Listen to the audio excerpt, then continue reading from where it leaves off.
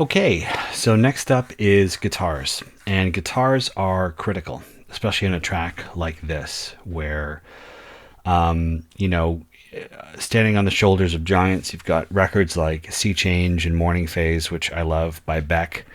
And these kind of tracks change the way that these records change the way that guitars kind of were placed in a mix.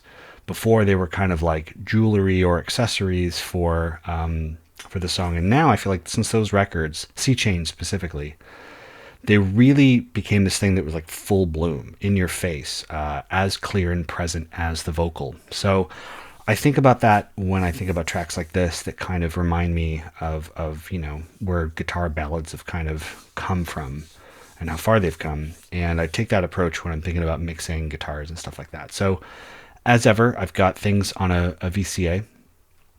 And let's start with these intro guitars here, these slides. We've got one hard pan left, one hard pan right, which is great. Love it with mono stuff. You can really take advantage of the space and not lose too much energy when you push things around.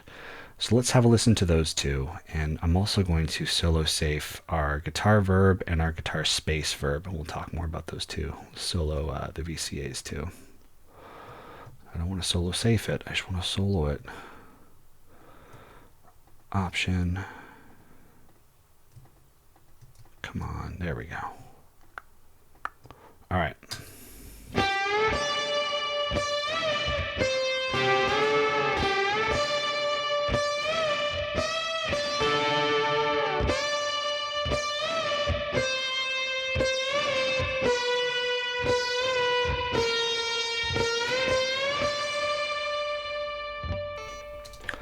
So pretty simple, pretty straightforward. And these are both going to the guitar verb, which is right here.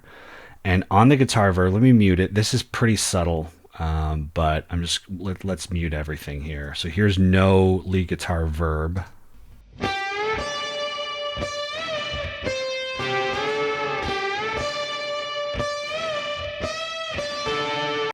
And let's unmute that. Close these guys out. So here's everything in, with the verb.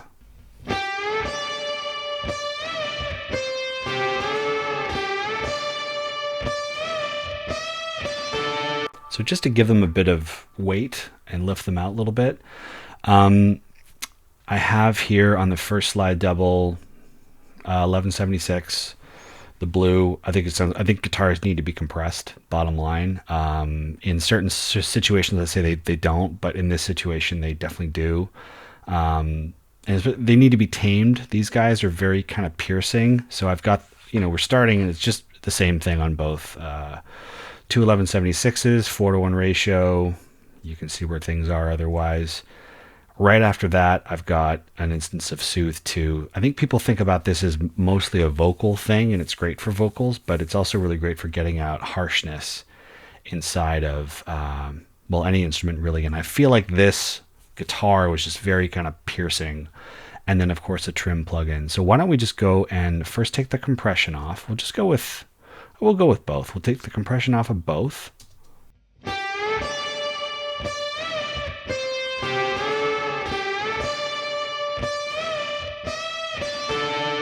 So our compression is giving us level.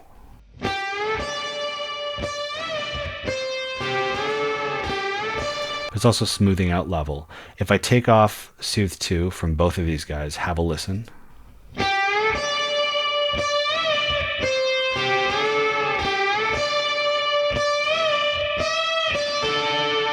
I'm going to put them back in.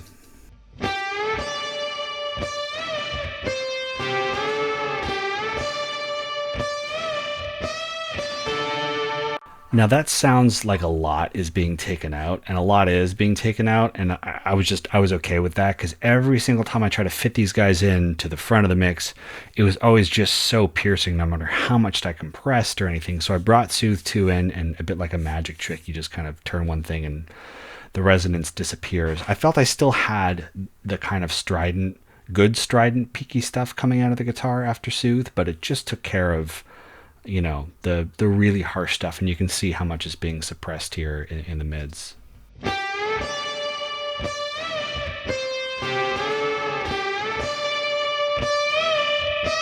To me, that my ears just kind of curl up when I hear that. And then we have our trims. I think they're both going down. Okay, so one's going down more than the other. I think there was probably a volume difference such that I had to kind of be a bit more liberal with my attenuation at the trim level. And they're going to this guitar verb. Let's see what we have on this verb right here.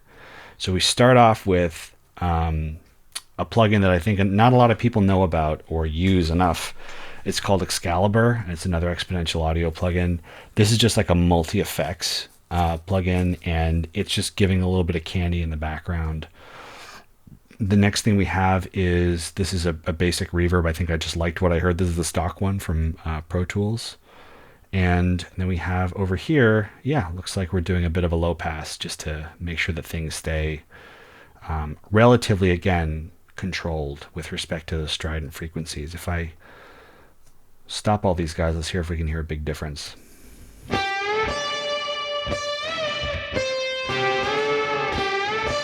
Bring them in.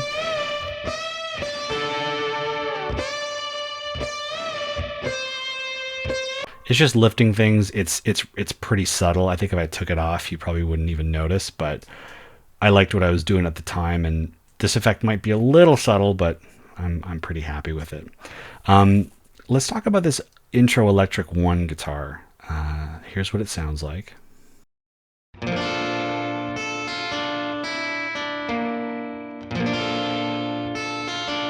Panned all the way off to the left.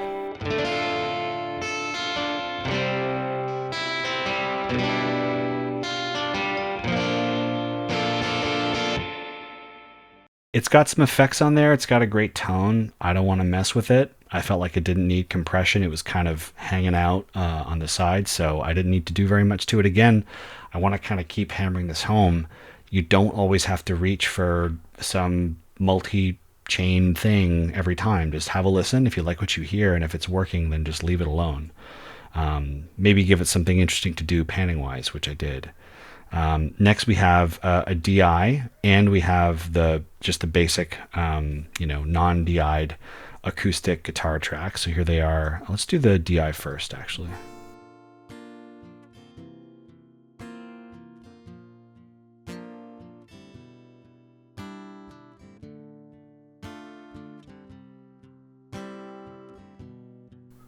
Pretty quiet, but that's because when you put it with this guy, which is mostly left, it's not as hard panned left as this one is right.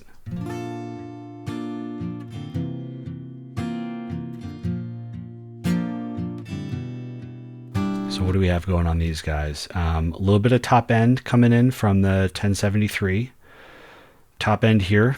And we have as well a trim plugin, and after I think I added Soothe. Yeah, so I added Soothe after on this acoustic verse. Let's have a listen to what these guys sound like actually in the mix, just so you know what they're bringing to the table here. Just bring them a little further into the verse. Inside you is breaking apart, and I won't let you fall to the dark. The prison that kept. Turn up a little bit more in my headphones. These sound great. I don't have to do very much. I love the tone that Kevin got right out the gate. I did want a bit of control on this acoustic verse guitar, so have a listen.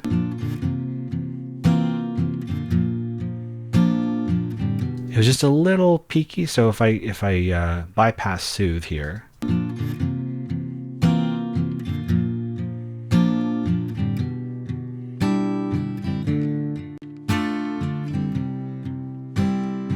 There it is in, so here's out.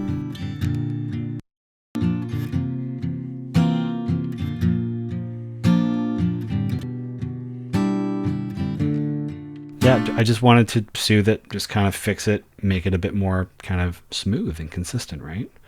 So that kind of covers the verse guitars. I'm pretty sure, though, I had some volume automation going on as well on the volume trim. Yeah, so on those two guitars that I talked about, I really got them out of the way of these intro slide and electric guitars just so that these guys can shine. And this is something I'll get to more at the end with automation and everything, but I might as well show you now because we're here.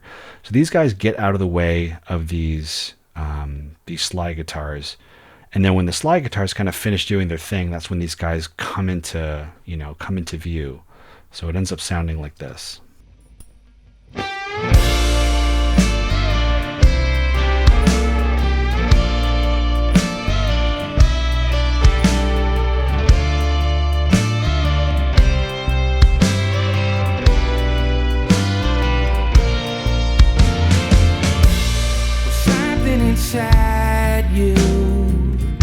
So they're always doing that thing, that kind of strumming thing throughout, the whole time in the beginning. So I felt like, we don't need them to kind of come in and present themselves until the slide guitars have kind of finished doing their thing. And this is part of your job, I think, with automation, which again, we'll talk about more, to just control and manage things such that not everything is always in front of you all the time.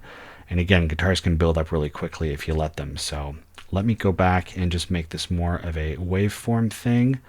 And let's keep going and explore some of the chorus guitars here. Just click away from here and go solo on the first guy.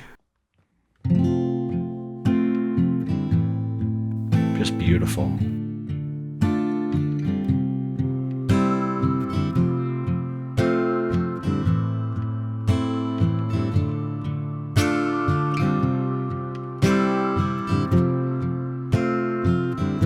That's so touching. I love how that sounds just on its own. We've got things panned hard left and right again. Big hard left and right guy, hard panning LCR guy. A bit of top end again from a 1073. You could probably do this with any plugin you have. I just like the way that this one sounds. And our acoustic on the right, this DI, is going to our guitar verb. We're sending a lot of it to there. And I think for the better, if I solo this and solo this, have a listen.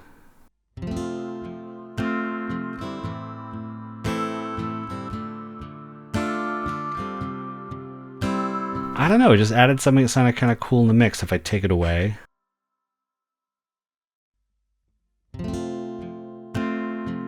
Pretty simple.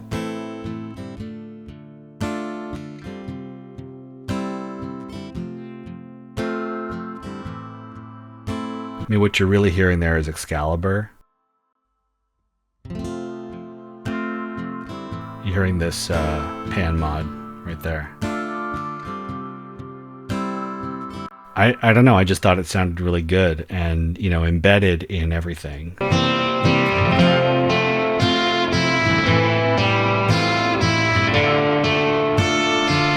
I'll take it away.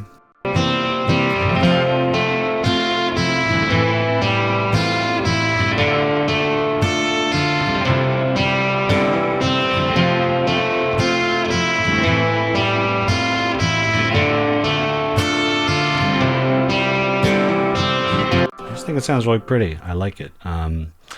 Next up, we have this guy coming in and jamming for a bit.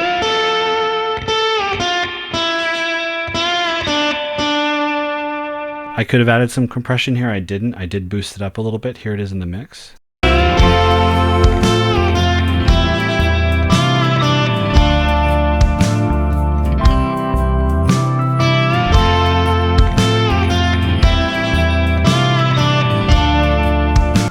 Really cute, really pretty. Another thing happening at the bottom here.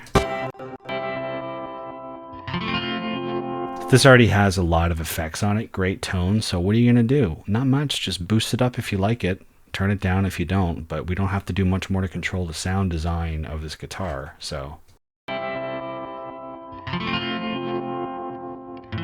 I did pan it super hard, right? We'll do another pass in the kind of edit or the mix. I can never remember which is which. Is it the edit window? Are we in the edit window or the mix window? I think we're in the mix window right now. Or the edit window, whatever. We'll flip over here, if I can get it right. Flip over here and do our panning in a moment. I'm in Pro Tools only when I'm in Pro Tools, and I'm not, so I kind of forget what the names of everything. All right, let's go to this lovely guitar, which is going to a lead guitar verb that we haven't talked much about, space verb.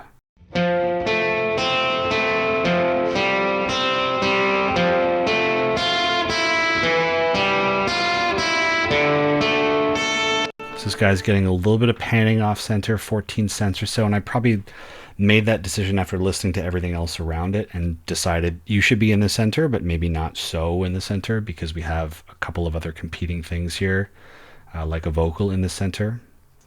So let's see what is on this lead space guitar reverb. All right, so this is Stratus, Happy Hoppy Hall.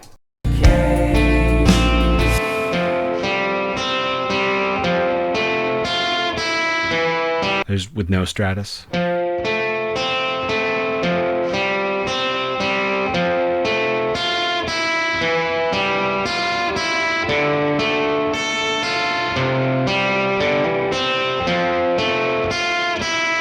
Let's do before and afters in the mix.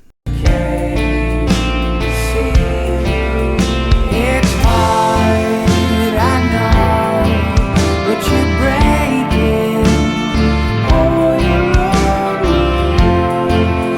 You tried, but you're making all alone. It's hard, I know, but you're breaking. Cool. Just giving it a bit of lightness. Let's keep going to these little verse slides here.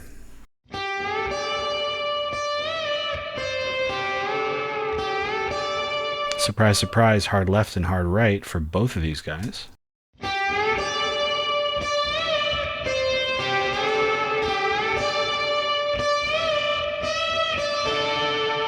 And really nothing going on there except some trim. So I've got, I have been going to the lead guitar space verb. So if I bypass these,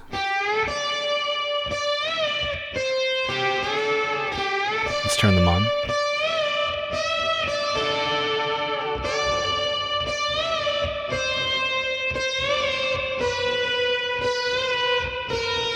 Now, you might be wondering why I didn't tame them in the same way that I tamed these guys here at the beginning.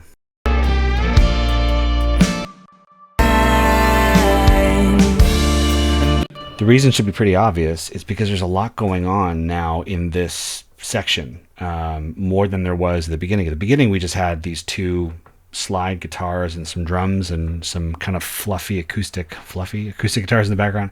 Here, we don't have to worry about taming things so much because there's a lot of other stuff in the back that might distract or, distract you from maybe what might be some strident frequencies coming out of those two guitars. The waste of a warm tear, taste in the brine, and all of the good gone from the mind.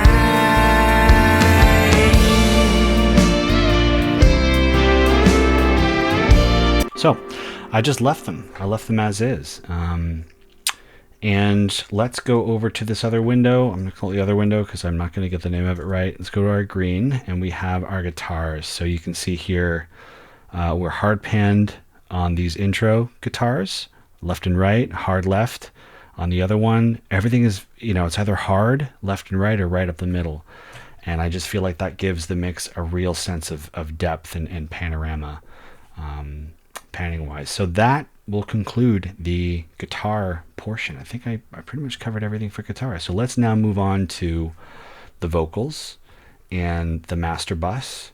And then let's talk a little bit about automation, ways to bring life to the mix, and then I'll finish with a little bit of a repair trick, because you did hear a click at the very end in the first video. When we get to the end of the song, I'll show you how to fix that.